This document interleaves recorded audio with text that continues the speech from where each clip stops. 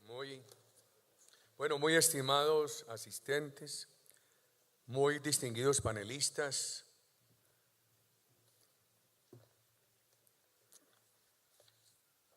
doctores Jaime Arias Ramírez, exministro de Estado, presidente de ASEMI, doctor Juan Carlos Giraldo, presidente de la Asociación Colombiana de Hospitales, doctor Jorge Julián Osorio, rector del CES, doctor José Ricardo Navarro de las Sociedades Científicas, doctor Gabriel Mesa de Sura EPS, señora directora del Centro Democrático, doctora Nubia Estela Martínez, distinguidos congresistas, concejales, diputados, ediles, señores vicepresidente de la República, doctor Francisco Santos Calderón, muy apreciados precandidatos a la presidencia, Paloma Valencia, María del Rosario Guerra, Carlos Holmes Trujillo, Rafael Nieto, Iván Duque, muy distinguidos asistentes que nos acompañan. Primero a todos, muchas gracias. A usted, Fabio, a todo el equipo que le ha ayudado a convocar este foro. Segundo, hacemos llegar desde aquí un saludo al ministro de Salud y nuestros deseos de que se pueda recuperar rápidamente. Tercero, un agradecimiento muy grande a la Universidad Sergio Arboleda por permitirnos este magnífico auditorio. Cuarto, quiero agradecer la presencia y la posibilidad de que escuchemos a los distinguidos panelistas y hacer esta advertencia. Nunca pretende el Centro Democrático que una ayuda de ilustración académica los comprometa políticamente. O sea que su presencia aquí es simplemente una ayuda para unos ciudadanos que somos nosotros sobre un tema muy sensible del país, sin ninguna vocación de que los comprometa políticamente. Quiero referirme a unos antecedentes y hacer unas preguntas sobre el qué hacer. Yo pude recorrer el país antes de la Ley 100. Encontraba unas regiones de Colombia excepcionales donde había buena atención a los pobres y la regla era que no había atención, era pésima. En el año 1986 propusimos que las entidades cooperativas y las cajas de compensación pudieran competirle al Seguro Social, que solamente llegó a tener 3.200.000 afiliados. Vino la Constituyente del 91 y la Constituyente del 91 definió que la seguridad social debe ser universal, solidaria, eficiente, que esa universalidad debe ser un objetivo gradual, que debe ser regulada y supervisada por el Estado, pero que puede ser operada por el sector privado, por el sector solidario, por el sector público. Es muy importante tenerlo en cuenta. Se dejaron abiertas todas las opciones. El doctor Juan Luis Londoño, que tanta falta hace, presentó un proyecto inicial para crear unas asociaciones que manejaran los recursos para los sectores más pobres de la nación. En el Congreso estaba el doctor Jaime Arias en la Cámara, mi persona en el Senado. Fuimos ampliando eso y lo ampliamos al régimen contributivo, creamos el Fondo de Solidaridad, etcétera. Se definió que Colombia necesitaba tener aseguramiento y prestación del servicio. Y una de las preguntas que tenemos que hacer es si vamos a eliminar eso. A mí me parece, después de oír a tantos colombianos, que se necesita tener muy claramente que una cosa es el aseguramiento y otra la prestación del servicio. En el texto inicial se dejó abierto para que aseguradores o prestadores pudieran tener integración vertical, esto es, que el asegurador pudiera ser al mismo tiempo prestador o el prestador al mismo tiempo asegurador. Después, cuando ejercí la presidencia de la República, una de las leyes que se aprobó dijo que la integración vertical no podía superar el 30%. ¿De dónde surgió ese 30%? No surgió de un rigor científico. Fue una convención que para lograr un acuerdo adoptó el Congreso de la República y la aprobó, por supuesto, el gobierno nuestro. Hoy hay una gran discusión. ¿Se mantiene la integración vertical o se elimina totalmente? Algunos traen el ejemplo de la nueva EPS, que es de las cajas de compensación y del gobierno nacional, donde ellos no prestan servicios, son exclusivamente aseguradores. Y han invocado ese ejemplo para decir que no debería haber nada de integración vertical. Otros, y a uno de pronto lo tientan, dicen, bueno, pero si hay 32 hospitales certificados en Colombia de gran calidad y puede haber muchos más, no, ¿por qué no se permite la integración vertical en cabeza de esos hospitales? Quiero saludar también al doctor Leisinger, quien representa hoy al rector de la universidad. Me había dicho que se tenía que retirar cuando amablemente nos recibió allí en el saloncito anterior, y por eso a mí, que no me gusta tener estas fallas de protocolo, no lo había saludado, doctor Leisinger. Muchas gracias, y muchas gracias por permitirnos este magnífico auditorio. Entonces, ahí hay un tema bien importante. Queridos amigos. Por supuesto, se introdujo en la ley 100 el tema de solidaridad.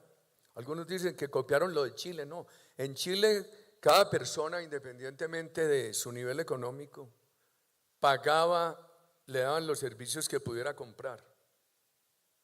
Nosotros variamos eso aquí, introdujimos la solidaridad. Dijimos, obligatorio para cualquier ciudadano, sea rico o pobre. Y entonces se definieron varias expresiones. Era esa. La segunda, ¿cómo financiarlo? Lo que paga el rico alcanza para pagar su plan de salud y sobra algo que debe llevarse a financiar lo que le haga falta a lo que cotiza el pobre. Y lo otro fue crear el régimen subsidiado para los millones de colombianos pobres. Siempre se pensó que la economía podría tener un comportamiento muy dinámico y que todos los días el país iba a tener menos informalidad, y que entonces el régimen subsidiado iba a ser simplemente un régimen transitorio, y que en la medida que esa economía se dinamizara y se formalizara, todos los vinculados al régimen subsidiado irían haciendo el tránsito al contributivo, tema que no se dio. ¿Qué hicimos en el gobierno nuestro? Yo creo que en el gobierno nuestro hubo una tarea muy difícil, que fue el saneamiento de las clínicas del Seguro Social. Han dejado de ser noticia. En el 2012 el subsidio a esas clínicas costó 500.000 millones de la época. Cuando han dejado de ser noticia es porque van relativamente bien. Yo pregunto por ellas. La reforma que hicimos no fue fácil. Nosotros teníamos un seguro social de 34.000 personas y con 3.200.000 usuarios. El proceso largo de sustituirlo no ha sido fácil. Por eso a mí me preocupa mucho que volviéramos a un régimen exclusivamente estatal como el que quiso tener el país en un momento. Pero se eliminó el tema estatal, ¿no? Porque en el tema filosófico se dice, es que esto tiene que ser totalmente el Estado. Aquí hay todas las posibilidades, muchos departamentos, muchas ciudades han tenido EPS públicas o mixtas. En Bogotá es mixta. Y además las ha habido cooperativas. A uno le da mucha tristeza el fracaso de una cooperativa como Saludcoop, porque se estimuló tanto la acción cooperativa para que apareciera un tercer asegurador o prestador. Y más tristeza, ojalá la fiscalía resolviera rápidamente eso, porque hay acusados entre 80 y 90 contratos asignados en la liquidación de Saludcoop que habrían tenido corrupción entregados a políticos en estos últimos años. A uno le da mucha tristeza que no se recupere de todo Comeva, que es otro esfuerzo cooperativo. o que entidades estatales que se quisieron mantener para mantener la presencia del Estado en el nivel nacional, como Caprecom, también hubieran fracasado, y que la corrupción, la injerencia politiquera de los últimos años lo hubiera llevado a ese fracaso. Hoy tenemos problemas de diversa índole. El gobierno nuestro logró pasar de 10.700.000 colombianos en el régimen subsidiado de salud a más de 21 millones.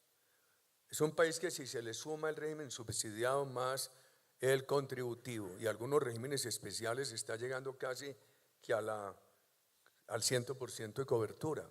Pero muchos ciudadanos dicen, es creciente la queja nacional por el mal servicio. Y en regiones donde el servicio ha sido muy bueno, los hospitales dicen, no resistimos más. La situación económica no nos permite. Inclusive, con mucha tristeza registro que algunos directores de hospitales de excelente calidad han dicho que han tenido que frenar la adquisición de tecnología por la situación económica. Temas bien difíciles que hay que mirar cómo se entran a resolver. Yo creo que los indicadores que en algún momento presentamos de una gran satisfacción ciudadana en Colombia se han empezado a deteriorar. Todo esto, a mí, el discurso político es, la ley 100 de Uribe, ley 100 de Uribe. Ese es el discurso político, hombre. Esa ley permitió llegar a un aseguramiento de casi el 100% de los colombianos. Le abrió las puertas de las mejores clínicas del país a los pobres, que antes era muy excepcional ese acceso. Con el ministro Diego hicimos otra cosa bien importante, que fue crear las zonas francas de salud, para que el país vuelva a ser un gran captador de pacientes extranjeros. Yo recuerdo en los años 70 cómo crecía la captación de pacientes extranjeros en el país.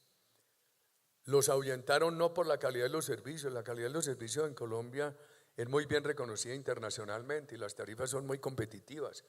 Los ahuyentaron por la violencia. Pero hay una gran posibilidad, empezando por 4 millones de colombianos que están, es la cifra aproximada de los que vienen al extranjero, que ellos tienden mucho a venir a buscar los servicios médicos, odontológicos, etcétera, en Colombia.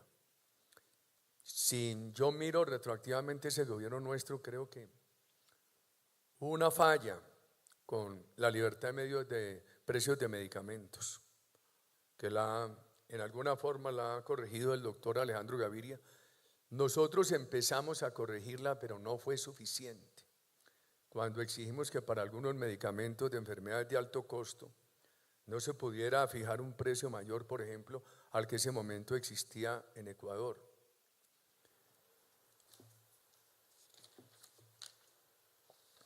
En los últimos años el Congreso adoptó el giro directo. Una ley nuestra presentada el 20 de julio de 2014 lo amplió a todo el régimen contributivo. Tenía un antecedente del gobierno nuestro que eran las cuentas maestras. En esa ley nuestra de 2014 promovimos también que la superintendencia no solamente sea un conciliador por diferencias sobre cuentas, sino un árbitro contable. Si no hay un acuerdo entre la EPS y la IPS, que la superintendencia pueda ser árbitro contable. Nosotros hemos creído que uno de los problemas que tiene Colombia es que en las entidades intervenidas han sido entregadas a la política. En esa ley propusimos que pudieran ser interventores, preferiblemente entidades serias. Yo decía, ¿por qué la Fundación Santa Fe no puede ser la interventora en una entidad que hay que intervenir por mal manejo? También para el manejo, porque yo creo que nosotros rescatamos 224 hospitales públicos, pero eso nos valió casi $1 billón en su momento. Pero hoy muchos han reincidido en su problemática politiquera y clientelista. Por eso hemos querido que muchos hospitales públicos sean manejados por entidades serias. El hospital público de un municipio, en lugar de manejarlo politiqueramente, ¿por qué no le entregan un contrato a la Fundación del Valle del Lili de Cali para que lo maneje?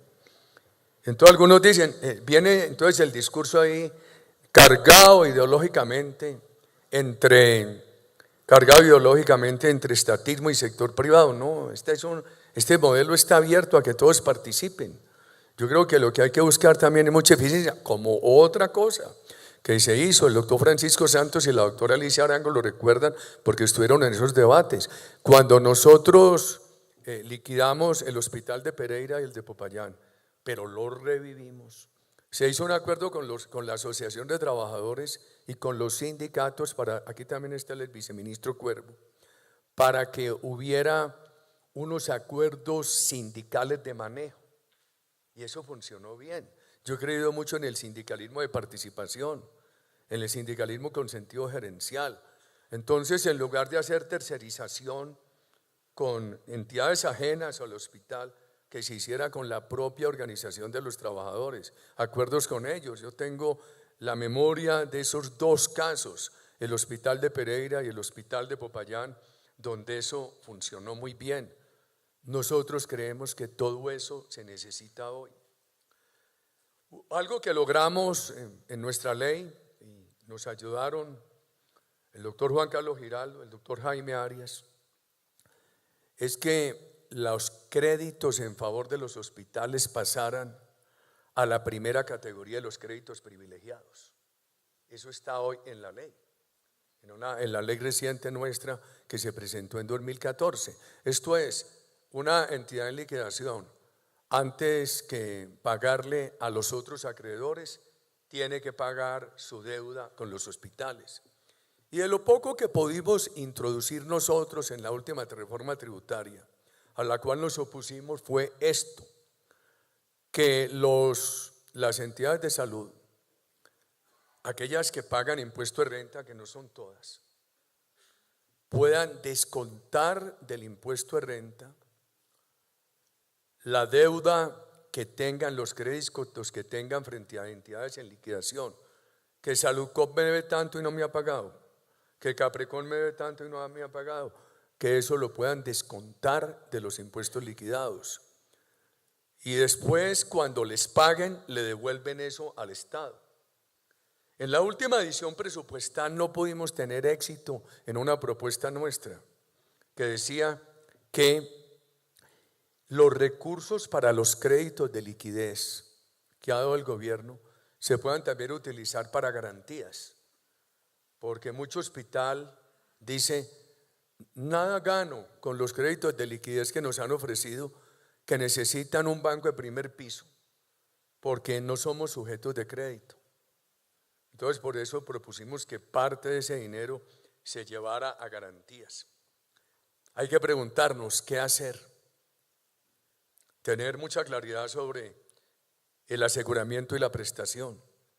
¿Se pueden combinar o hay que tenerlos separados? Algunos dicen que el sistema no estimula la gestión. Creo que el sistema sí la permite, y permite todo lo que es la política pública de prevención, que habrá que introducirle más recursos, vigilarla mejor, etcétera. Una de las propuestas que nosotros queremos someter a consideración de ustedes es que la parte de recursos, de capital, de reservas, de solvencia financiera en las entidades sea supervisada por la Superintendencia Financiera. Creemos que tiene mejores instrumentos para el tema que la Superintendencia de Salud. Para enfrentar intermediarios, en un proyecto que estamos preparando para presentar esta semana entrante, que queremos también consultar con ustedes, se propone un portal único para que se conozca toda la oferta de insumos, de equipos de salud en el país, y poder enfrentar abusos de intermediarios. Y se propone también que se prohíban las notas de crédito y sobornos, porque en la contratación Se dice, bueno, vamos a contratar por 10. El doctor Guillermo Botero tampoco se nos había ido, no lo había saludado por eso. Usted me dijo que se tenía que ir y qué pena. Vamos a contratar por 10, pero yo le voy a pagar 12. Los otros 12 los doy en una nota de crédito. Eso ha servido mucho para estimular prácticas corruptas. Lo mismo que decir, yo le regalo este equipo, pero usted me deja operar a estas tarifas. Entonces, a ver cómo se evita todo eso. Se exige transparencia y se maneja en un portal único. Al hacer algunas consultas en estos días sobre el portal único, a muchas personas les gusta, pero otros dicen, ¿por qué van a que lo pongan en el Estado, pero por qué al sector privado? Yo creo que si todo el mundo lo aceptara y pudiera estar el sector privado, daría confianza. Porque algo que me da tristeza a mí es que modelos como este se desfiguren cuando hay esas faltas de transparencia. Un modelo muy bien aplaudido. Yo recuerdo que visité en una ocasión con Juan Luis Londoño la Facultad de Salud Pública de la Universidad de Harvard y había un gran aplauso a este modelo que también ha hecho milagros. En los Estados Unidos creo que tiene un per cápita en salud de $9,000. Nosotros lo tenemos de 550. Y los europeos tienen per cápita de salud por encima de 5,000 euros. Hay 3 países latinoamericanos comparables con nosotros que lo tienen en $1,200, nosotros en 550. Que también lo que se está gastando en Colombia fuera de estos problemas es muy poquito en comparación, por ejemplo, con todos los servicios que hay que ofrecer. Aquí nos hemos propuesto tener un aseguramiento con garantías de primer mundo, pero con un per cápita muy bajo. Al ministro Alejandro Gaviria le he oído decir en varias intervenciones que Colombia es uno de los países que más ha reducido el gasto médico de bolsillo por cuenta de los usuarios, gracias a la ley, que se redujo a un 19%. No sé qué habrá pasado en los últimos 6 meses, en los últimos 12 meses, pero era una reducción bien importante. Pensaríamos que con este tipo de reformas podríamos ayudar, pero yo les confieso una cosa, se necesita claridad. Uno se pone muchas veces a pensar, esta semana estábamos estudiando con Fabio, con la doctora Paula Castellanos, un sistema arbitral. Hay una diferencia entre una EPS y una IPS. No la resolvió la superintendencia en tanto tiempo, que haya un arbitramiento rápido, que no dejen prescribir cuentas, que ese arbitramiento defina con toda celeridad. Pero uno se pregunta, ¿tendrá recursos o no? ¿Permitirá la Constitución unos laudos arbitrales sin recursos? Y uno se pregunta, ¿en qué momento ese arbitramiento sustituye la superintendencia? Y uno se pregunta, ¿podremos someter entidades públicas a ese arbitramiento? ¿O podremos extender ese arbitramiento a las diferencias entre el FOSIGA y las EPS o entre el FOSIGA y los hospitales? Y entonces ahí entra una serie de dudas, de discusiones. Por eso este tema hay que enfrentarlo, pero es muy difícil tomar decisiones a la ligera. Yo creo que las instituciones básicas de 1993, aseguramiento, prestación, solidaridad, sistema mixto, donde cabe el Estado, el sector cooperativo, el sector privado, yo creo que eso sigue intacto, que eso está bien concebido y es muy ágil, eso permite toda clase de reformas. Una cosa que me preocupa a mí mucho es lo de las cajas de compensación, porque se han venido retirando el sistema.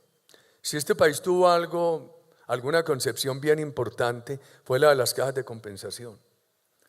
Entidades sin ánimo de lucro, con una pretendida eficiencia del sector privado, pero manejadas por trabajadores y empresarios, que deberían ser los líderes hoy en el aseguramiento y también en la prestación. Y se vienen retirando. Ojalá, por ejemplo, el caso de la nueva EPS se consolide, porque es esa sociedad entre el Estado y las cajas de compensación. En Antioquia se creó, ¿cómo la de Antioquia es? Sabia Salud, que fue una réplica departamental de lo que se hizo en el nivel nacional, pero tiene hoy una asfixia financiera que si no la resuelve el gobierno departamental, el municipal de Medellín, con una gran ayuda del gobierno nacional, va a desaparecer, va a desaparecer. Entonces, la pregunta es, ¿qué hacemos? Yo rogaría, hay unas instituciones como la solidaridad, la posibilidad de los actores mixtos, la necesidad del aseguramiento, de la prestación como categorías separadas que se deben mantener. Estudiemos qué correctivos hacer y ojalá no volver al gigante burocrático del Estado, que era peor. Señores panelistas, muchas gracias por su presencia. Repito, su presencia para nosotros es muy importante para que nos iluminen intelectualmente a nuestros candidatos, al partido, a nuestros congresistas, porque es un tema que tenemos que manejar hoy con mucha delicadeza. Les agradecemos mucho asistir a este foro y tengan la seguridad que no tenemos ninguna pretensión de abusar políticamente por la presencia de ustedes. Muchas gracias.